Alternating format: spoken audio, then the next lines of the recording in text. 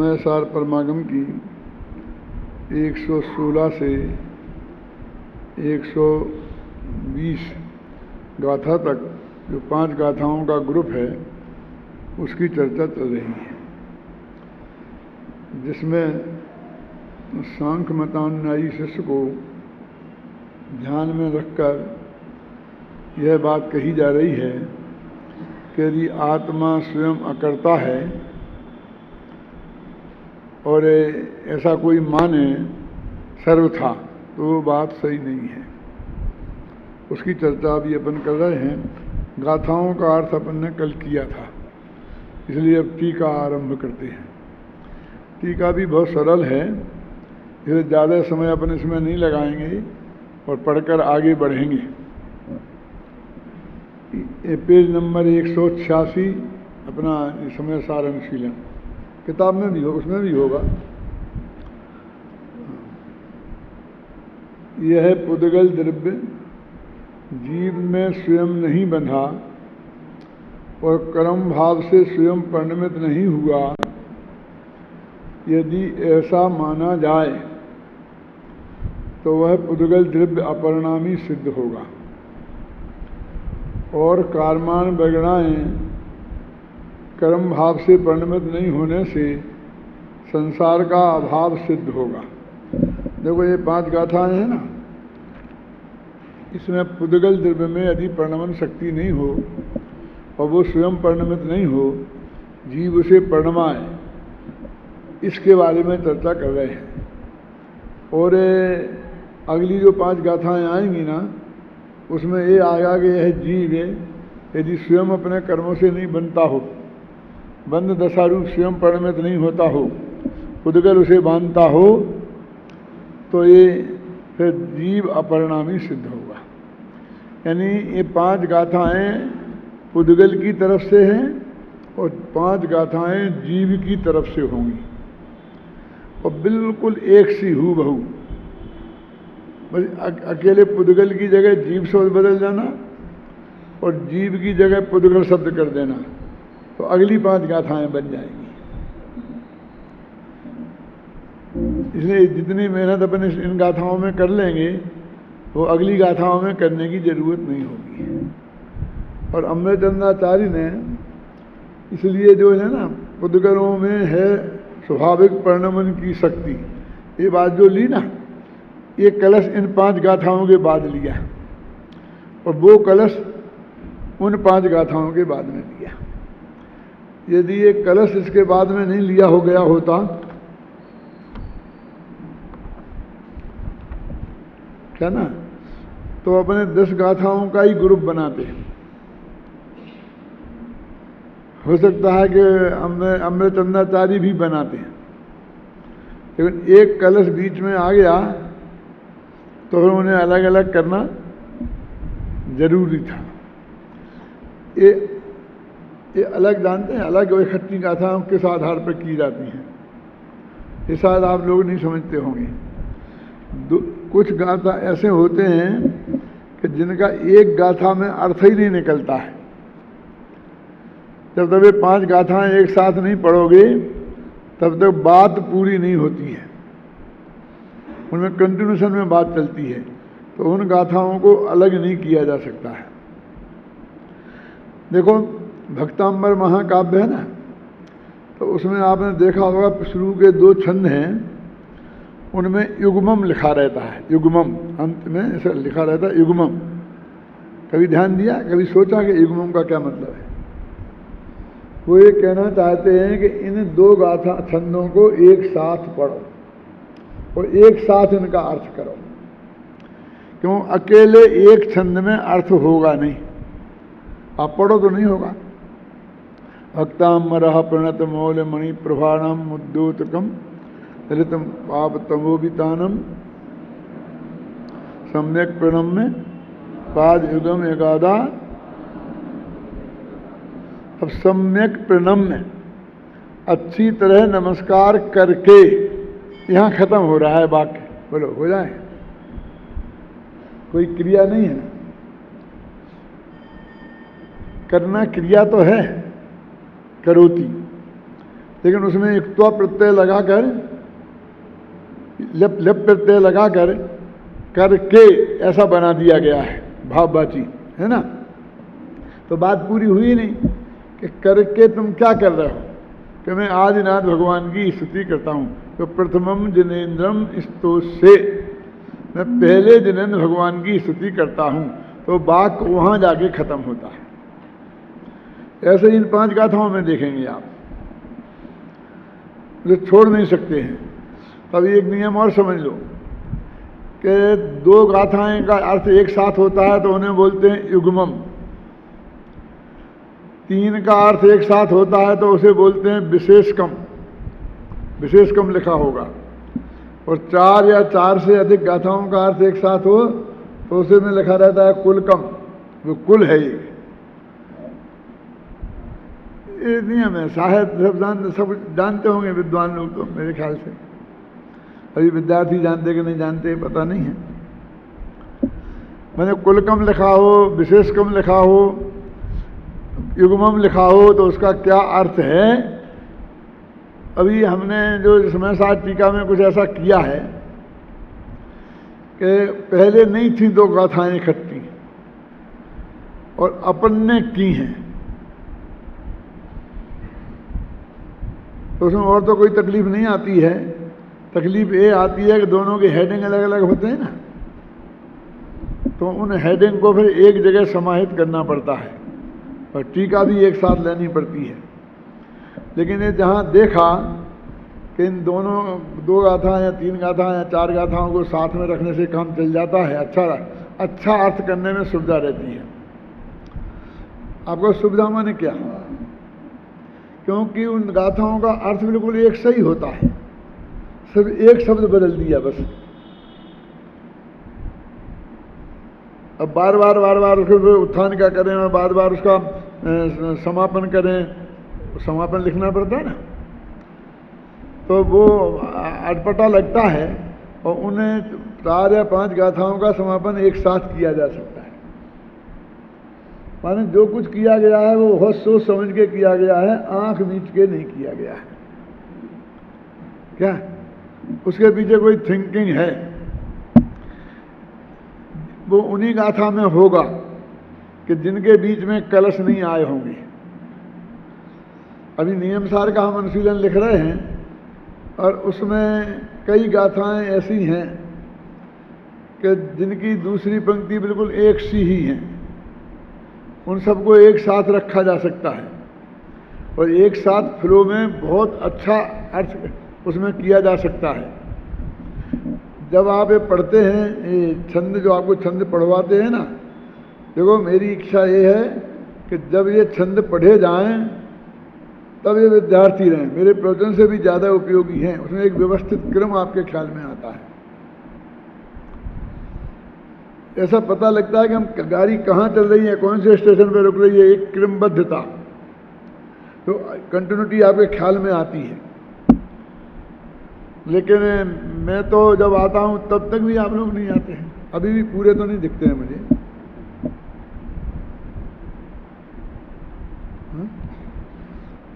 हम तो इतना जल्दी, हमें को तो जल्दी आने में थोड़ी तकलीफ है, लेकिन इसलिए रखते हैं कि तुम्हें कॉलेज में जाना है,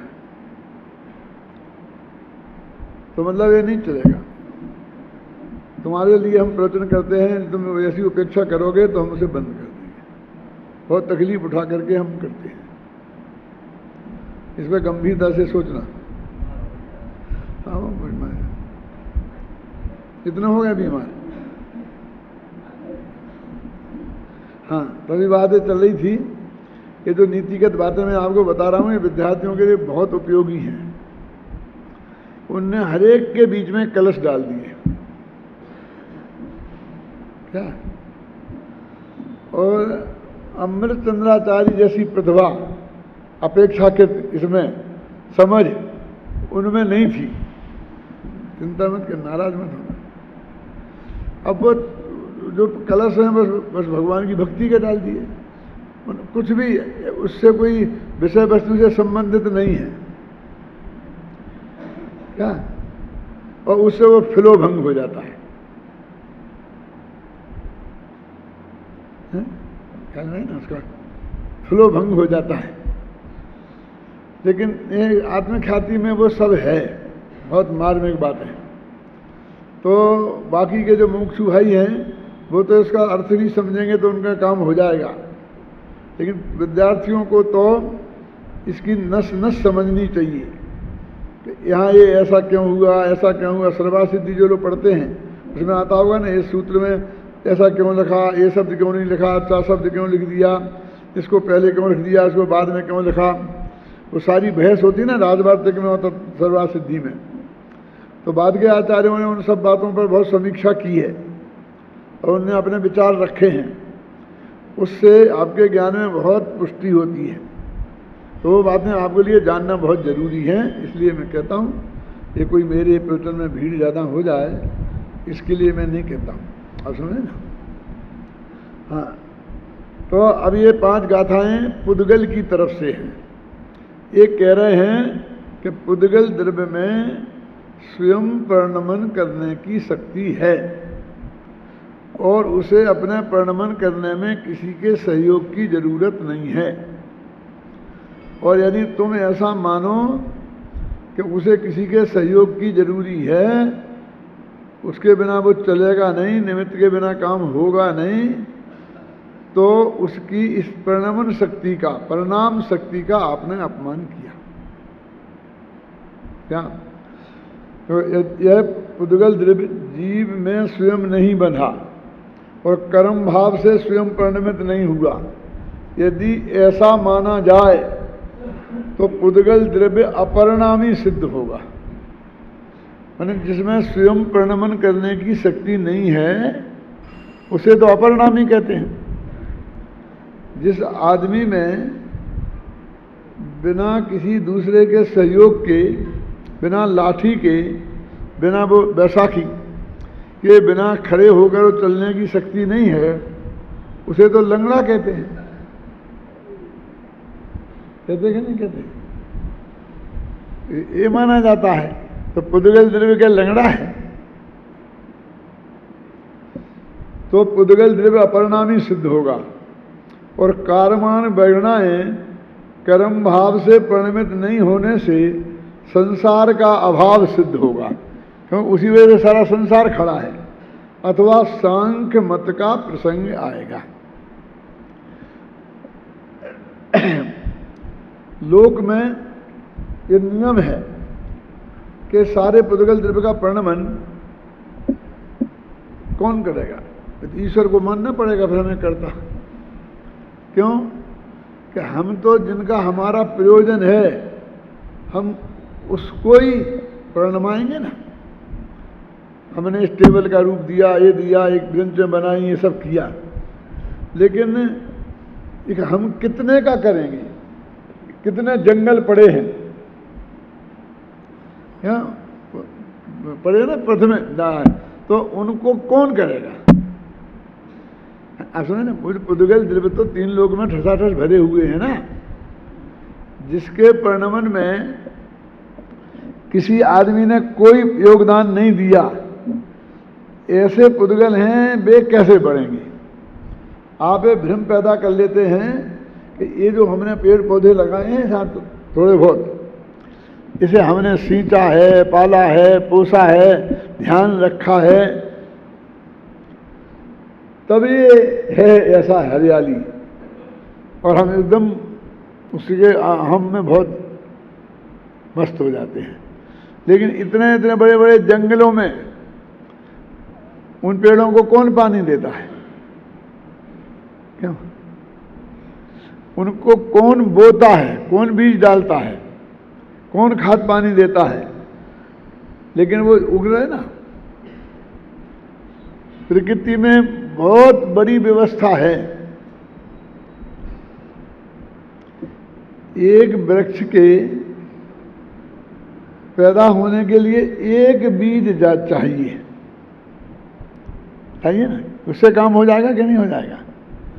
लेकिन प्रकृति ने उसको इतने बीज दिए हैं एक एक वृक्ष को कि उसमें से 1 करोड़ में एक भी पेड़ बने तो पेड़ों की कमी नहीं आएगी। हैं? बट वृक्ष है, 1000 वर्ष से ज़्यादा की उम्र होती है, और कितने कितने छोटे छोटे बीज होते हैं, क्यों? और कितने बीज होते हैं, कितनी जबरदस्त व्यवस्था की, प्रकृति में है क्या नहीं है? तो तुम्हारे ऊपर नहीं है वो निर्भर।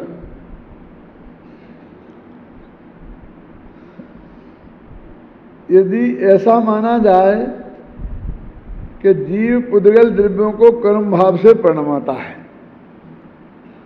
माने कार्यमान परिणाम को जीव ने परिणमाया, तो यह प्रश्न उपस्थित होता है कि स्वयं नहीं परिणमती हुई उन कार्यमान परिणामों को चेतन आत्मा कैसे परिणमन करा सकता है? यदि वे परिणमन नहीं होए तो उन्हें कैसे करा सकता है? जरा देखो, ये हाथ अपन मोड़ते हैं ना, हम बराबर देखो आपको ऐसे मोड़ दें, तो ये हाथ इधर को मुड़ता है कि नहीं मुड़ता? तो मुड़ता है, तो यही मोड़ सकते हैं ना। और पीछे को कि नहीं मुड़ता है, तो आप भी नहीं मोड़ सकते। समझ रहे हैं ना? ये हाथ ऐसा मुड़ता है और पीछे को नहीं मुड़ता है, तो जहां को मुड़ता है हम अभिमान करते मैंने मोड़ा। यदि तूने मोड़ा तो चाहे जहां को मोड़ दे ना। यदि ये पुद्गल द्रव्य स्वयं परिणमनशील नहीं है, ये तर्क कितना है, इसको बोलते हैं उभय तो पास। वेस्टर्न फिलोसफी में, वेस्टर्न तर्क शास्त्र में, लॉजिक में एक उभय तो पास नाम का दोष आता है। उभय तो पास उसे बोलते हैं कि दोनों तरफ से फंसे। उभय माने दोनों तरफ, उभय तो पास। और उसमें ये उदाहरण दिया जाता है, किताबों में लिखा है कि किसी व्यक्ति ने ये कहा कि जो तुम बोल रहे हो किसी मुसलमान मौलवी से, ये बात कुरान में लिखी है कि नहीं? तो उसने कहा कि नहीं, कुरान में नहीं है। तो हट जाओ गद्दी से। क्यों? कि जो बात कुरान में नहीं है वो सत्य हो ही नहीं सकती है। तुम्हारी बातें सुनने के लिए हम यहां नहीं बैठे हैं क्या?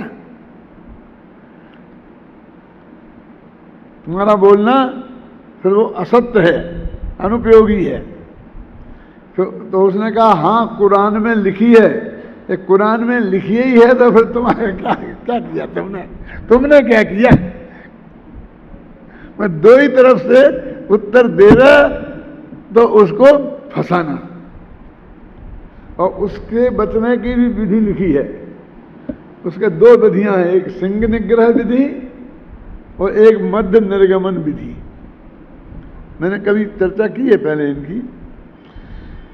यदि आप ताकतवर हो और आप समझते हो कि हमने इसको सिद्ध पार पाड़ सकते हैं, तो सिंह निग्रह विधि का प्रयोग करो। यदि आप अपने को कमजोर महसूस करते हो तो मध्य निर्गमन विधि का प्रयोग करो। एक कौन सी विधियां हैं कि एक सांड, शक्तिशाली सांड आपके सामने आपको मारने के लिए आ जाए। अब आपके पास बचने का क्या उपाय है कि यदि आपकी भुजाओं में इतनी ताकत है कि उसे आप निर्मत कर सकते हैं, तो आपके दोनों सींग उसके ऐसे पकड़ लो आप और फिर दबा दो नीचे को कि वो हिल भी नहीं पाए। इसको बोलते सिंह निग्रह विधि। सिंह माने शेर नहीं, सिंह माने सींग। सींग पकड़ के दबा देना। और आप समझते हो कि भैया ये तो उठा के फेंक देगा और बुरी हालत हो जाएगी, तो उन दोनों सींग के बीच में हो जाओ और वहां डटे रहो पकड़ के अच्छी तरह से। फिर वो कितना ही कहीं मारेगा, उन सींगों को दीवार में मारेगा, पेड़ से मारेगा, क्योंकि वो तुम्हारे लिए तो सींग ही टकराएंगे, उसे ही चोट लगेगी, तुम बच जाओगे। क्या नाम? मध्य निर्गमन विधि के बीच से निकल जाओ, क्योंकि उसके सींगों में मुड़ने की ताकत नहीं है। तो ऐसे कहें तो ऐसे ही रहेंगे, समझ में ना? तो ये ऐसा है। देखो कि यदि वो पुद्गल द्रव्य में परिणमन की शक्ति है कि नहीं है। यदि है तो फिर जीव के ने उसे परिणमाया, स्वयं परिणमते हुए पुद्गल को जीव ने परिणमाया, इसकी क्या जरूरत थी, है ना। और नहीं है तो जिसमें शक्ति स्वयं नहीं है उसे कोई दुनिया में परिणमा सकता है? देखो पढ़ो, यदि ऐसा माना जाए कि जीव पुद्गल द्रव्यों को कर्म भाव से परिणमाता है तो ऐसा प्रश्न उपस्थित होता है कि स्वयं नहीं परिणमती हुई उन कामना वर्णाओं को चेतन आत्मा कैसे परिणमा सकता है। यदि ऐसा माना जाए कि पुद्गल द्रव्य अपने आप ही कर्म भाव से परिणमन करता है तो जीव कर्म को कर्म रूप परिणमन करता है, यह कथन मिथ्या सिद्ध होगा। वैसा ही है ना। अतः ऐसा जानो कि जिस प्रकार नियम से कर्म रूप कर्ता के कार्य रूप परिणमित पुद्गल द्रव्य कर्म ही है, उसी प्रकार ज्ञानावरणादि रूप परिणत पुद्गल द्रव्य ज्ञानावरणादि ही हैं। माने वो पुद्गल ही ज्ञानावरणादि रूप कर्म में बदला है, उसमें जीव की कोई जरूरत नहीं है। उक्त गाथाओं की उत्थानिका में आचार्य अमृतचंद्र लिखते हैं कि अब सांख्य मतानुयायी शिष्य के प्रति पुद्गल द्रव्य का परिणाम स्वभावत्व सिद्ध करते हैं।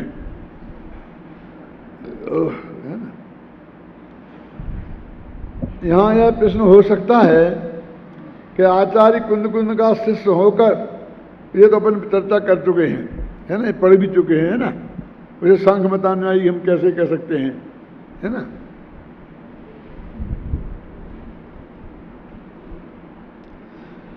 सबसे नीचे की दो पंक्तियां पढ़ो।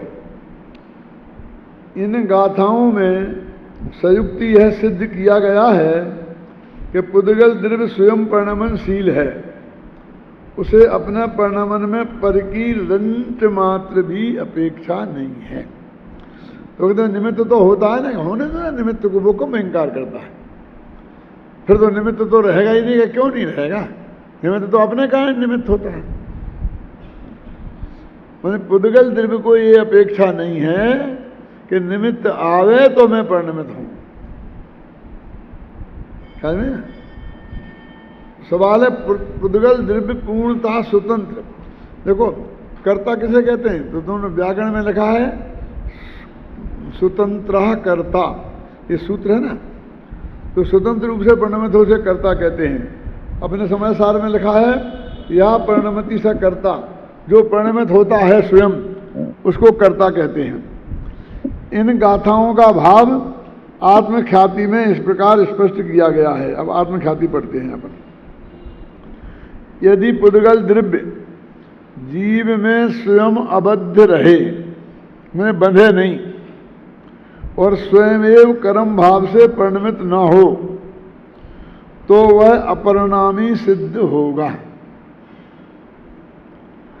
ऐसा होने पर संसार का अभाव सिद्ध होगा। कारण यह है कि कर्मान वर्णा के कर्म रूप हुए बिना जीव कर्म रहित सिद्ध होगा। ऐसी स्थिति में संसार कैसा? क्योंकि जीव और की कर्मबद्ध अवस्था का नाम ही तो संसार है।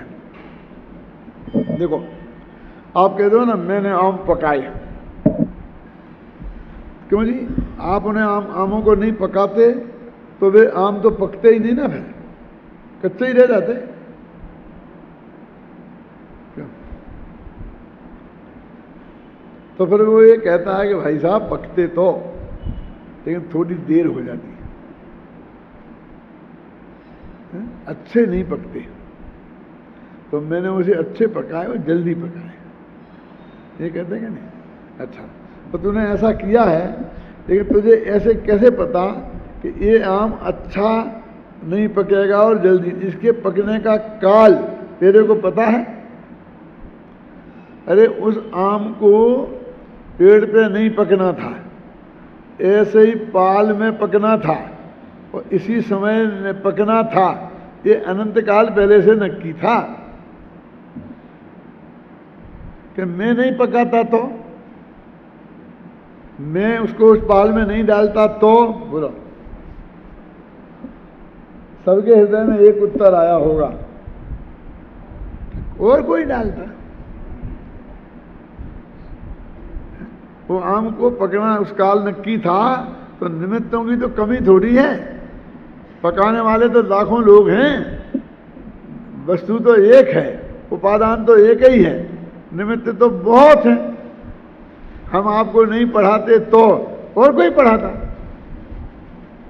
यदि हमारे भाग में पढ़ना लिखा था तो हम बिना पढ़े नहीं रहते। लेकिन ये उत्तर सही नहीं है, क्योंकि हमने फिर उस वस्तु की अव्यवस्था को स्वीकार कर लिया। कोई ना कोई इसमें क्या तकलीफ होगी कि फिर हम निमित्त को खोजें, फिर अच्छे निमित्त को खोजें, फिर निमित्तों की खोज का काम शुरू हो जाएगा। क्या महावीर जी ख्याल में आई बात? तो क्या है सही उत्तर फिर इसका? क्या जवाब देना चाहिए?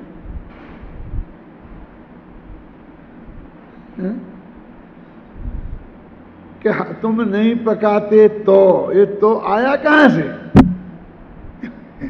तुम्हारा भी अनंत काल पहले ये विकल्प था कि तुम्हें ऐसा विकल्प आने ही वाला है, ऐसी क्रिया तत्समय में होने ही वाली है। जो वस्तु व्यवस्था सही है, हम उसके अनुरूप ही जवाब दो कि तुम नहीं तो तुम जैसे सैकड़ों मिल जाएंगे।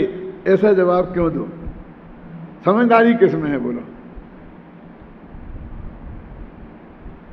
हमारे पिताजी एक किस्सा सुनाते थे, बहुत मार्मिक है, आप भी सुनना। एक कोई लड़की वाला किसी लड़के को देखने गया, कोई बात चलती थी, तो क्या हुआ क्या हुआ, उस लड़के वाले ने मना कर दिया होगा, जो कुछ भी हुआ होगा। तो उसने कहा हमें ऐसे सैकड़ों लड़के मिल जाएंगे हमारी लड़की को। क्या बोला? ऐसे तो हमारी लड़की को सैकड़ों लड़के मिल जाएंगे। तुम समझते क्या हो अपने को? कोई कमी है लड़कों की? तो उसने जवाब दिया बहुत धैर्य और शांति से कि भाई साहब क्यों नहीं मिलेंगे, जरूर मिल जाएंगे, ढूंढ लेना। हमारे लड़के को तो अदर एक लड़की चाहिए, सैकड़ों नहीं चाहिए। यदि तुम्हारी लड़की को सैकड़ों की जरूरत हो तो सिर्फ सैकड़ों खोज लेना। क्या क्या क्या जवाब दिया? कि तुम्हें सैकड़ों चाहिए ना, मतलब किसी लड़की को सैकड़ों पति थोड़ी चाहिए पड़ते हैं, एक ही पर्याप्त होता है।